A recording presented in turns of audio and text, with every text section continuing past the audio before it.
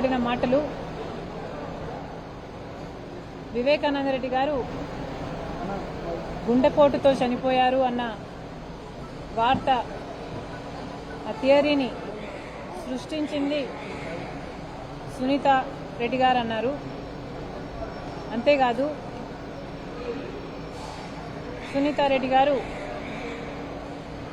చంద్రబాబు గారి కోసం చాలా ఆరాటపడుతున్నారు అని చాలా దారుణంగా మాట్లాడారు. ఇది చాలా అన్యాయంగా మాట్లాడినట్టు నాకు అనిపించింది. మా కుటుంబానికి కూడా చాలా బాధేసింది. మీడియా ఉంది అన్న అహంకారంతో ఏది మాట్లాడినా చెల్లుబాటు అయిపోతుంది అనుకుంటున్నారు.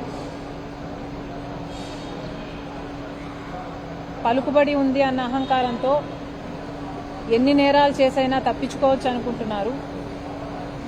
డబ్బు ఉంది అన్న అహంకారంతో సోషల్ మీడియాలో వాళ్ళ సైతాన్ సైన్యం చేత ఎవరినైనా వ్యక్తిగత హననం చేయటానికి సిద్ధపడ్డారు.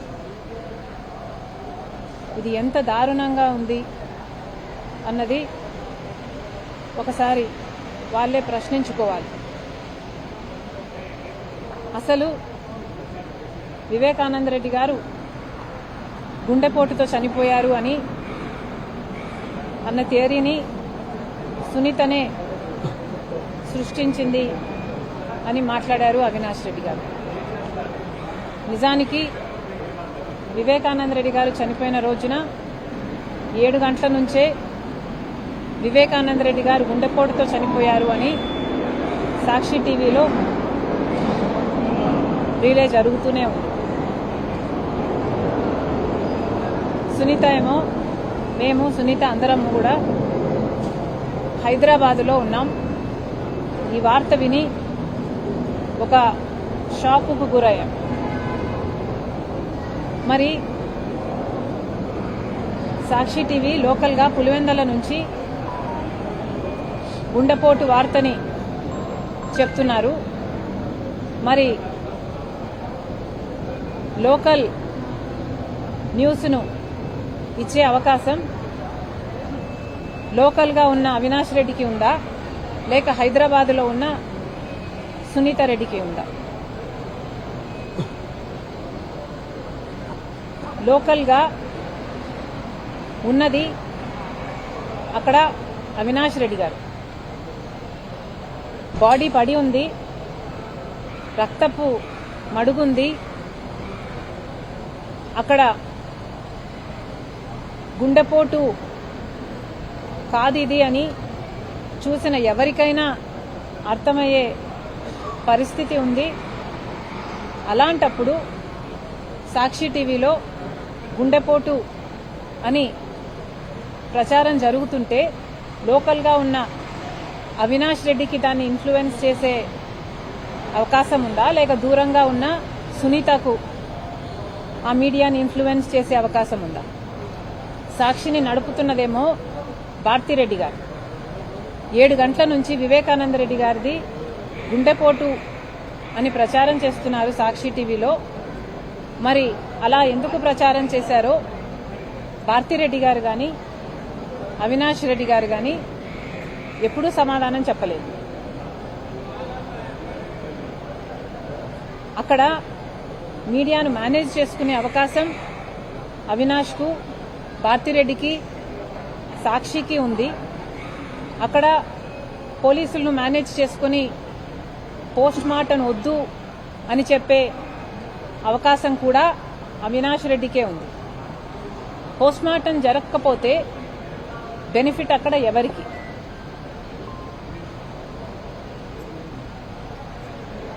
గుండెపోటుతో వివేకానంద రెడ్డి గారు మరణించారు అని చెప్తున్నా సాక్షికి బెనిఫిట్ ఉంది. అంతేగాని దూరంగా ఉన్న సునీతకు యాక్సెస్ లేదు, బెనిఫిట్ అంతకంటే లేదు.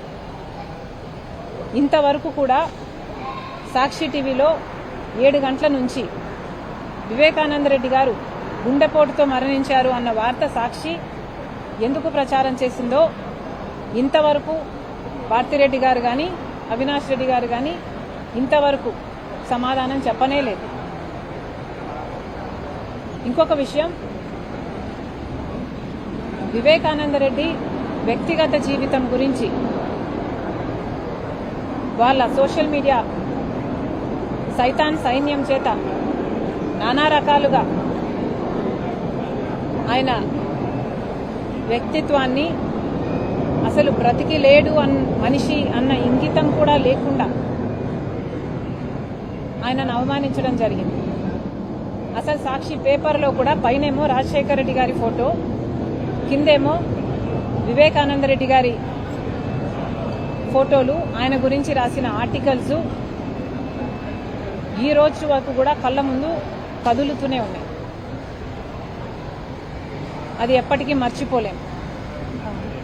వివేకానంద రెడ్డి గారికి ఇంకో భార్య ఉండొచ్చు, కొడుకు ఉండొచ్చు, కానీ వాళ్ళు ఎలా బ్రతకాలి అన్నదాని గురించి, వాళ్ళకు కావాల్సిన ఫైనాన్షియల్గా అయితేనేమి, ఇంకో రకంగా అరేంజ్మెంట్స్ అయితేనేమి వివేకానంద రెడ్డి గారు అప్పుడే చేసి పెట్టి చనిపోయారు. అలాంటిది ఇప్పుడు అవినాష్ రెడ్డి గారు వాళ్ళెందుకు చంపుండకూడదు అని కూడా మాట్లాడారు. వాళ్ళకి వివేకానంద రెడ్డి గారు చనిపోతే ఏ లాభం లేదు. వివేకానంద రెడ్డి బ్రతుకున్నంత కాలమే వాళ్ళకి ఏ లాభమైనా. ఎందుకంటే అప్పటికే ఆస్తులన్నీ సునీత పేరు మీద రాసేశారు వివేకానంద రెడ్డి గారు. వివేకానంద రెడ్డి గారి పేరు మీద ఏవీ లేవు. వివేకానంద రెడ్డి గారు చనిపోతే ఆ ఇంకొక ఫ్యామిలీకి నష్టమే తప్ప లాభం లేదు. వాళ్లకు వివేకానంద రెడ్డిని చంపాలన్న మోటివ్ లేదు అన్న విషయం అందరికీ స్పష్టంగా తెలుసు. అయినా కూడా వివేకానంద రెడ్డి గారిని కేవలం భ్రష్టు పట్టించాలి, మీడియాలో ఆయనను అవమానించాలి అన్న ఉద్దేశంతో మాత్రమే వాళ్ళ సాక్షిలో అయితేనేమి, లేక సోషల్ మీడియా సైతాన్ సైన్యం అయితేనేమి, కేవలం ఆయనని అవమానించడానికి చేసిన ప్రయత్నం మాత్రమే. అదే ప్రయత్నం మళ్ళీ నిన్న అవినాష్ చేయబోయాడు. అంతేకాదు ఇంకొకటి కూడా చెప్పాడు అవినాష్.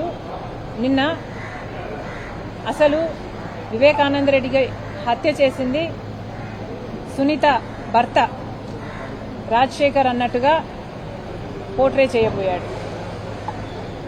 నిజానికి కొడుకు లేని లోటు తీర్చిన వాడు సునీత భర్త రాజశేఖర్ మామ అని ఎందుకంటామంటే ఈయన వివేకానంద రెడ్డికి బావుమరిది అవుతారు, బంధువులను చేసుకున్నారు కాబట్టి చిన్నప్పటి నుంచి పరిచయం ఉంది, చాలా సన్నిహితంగా ఉండేవాళ్ళు. సునీత కంటే కూడా రాజశేఖర్ మామనే ఎక్కువ ప్రాక్సిమిటీ, ఎక్కువ క్లోజ్నెస్ ఉండేది. ప్రాబబ్లీ సునీత కంటే కూడా ఎక్కువ రాజశేఖర్ మామే చిన్నానని ప్రేమించాడేమో. అంత బాగా అంత సన్నిహితంగా ఉండేవాళ్ళు. అలాంటిది సునీత భర్తే ఎందుకు చంపుండకూడదు అని నిన్న మాట్లాడడం జరిగింది. ఇక్కడ గుర్తుపెట్టుకోవాల్సిన విషయం ఏమిటి అంటే, హత్య జరిగిన రోజున 7 గంటల నుంచి వివేకానంద రెడ్డి ఇది గుండెపోటు అని ప్రచారం చేసింది సాక్షి, అంటే జగన్మోహన్ రెడ్డి గారు. ఆ తర్వాత హత్యా ప్రదేశానికి వచ్చి ఇది గుండెపోటు కాదు, హత్య అని చెప్పింది జగన్మోహన్ రెడ్డి గారు. ఆ తర్వాత ఇది తెలుగుదేశం వాళ్ళు చేపించింది అని చెప్పింది జగన్మోహన్ రెడ్డి గారు. సిబిఐ ఎంక్వైరీ కావాలి అని కోరింది జగన్మోహన్ రెడ్డి గారు. ఆ తర్వాత ముఖ్యమంత్రి అయ్యింది జగన్మోహన్ రెడ్డి గారు. ఆ తర్వాత సిబిఐ ఎంక్వైరీ అవసరం లేదు అని చెప్పింది జగన్మోహన్ రెడ్డి గారు. నేను వేసే సిట్టు సరిపోతుంది అని చెప్పింది జగన్మోహన్ రెడ్డి గారు. ఈ ఎంక్వైరీ సరిగ్గా జరగటం లేదు అంటే, లేదు అవినాష్ని దీంట్లో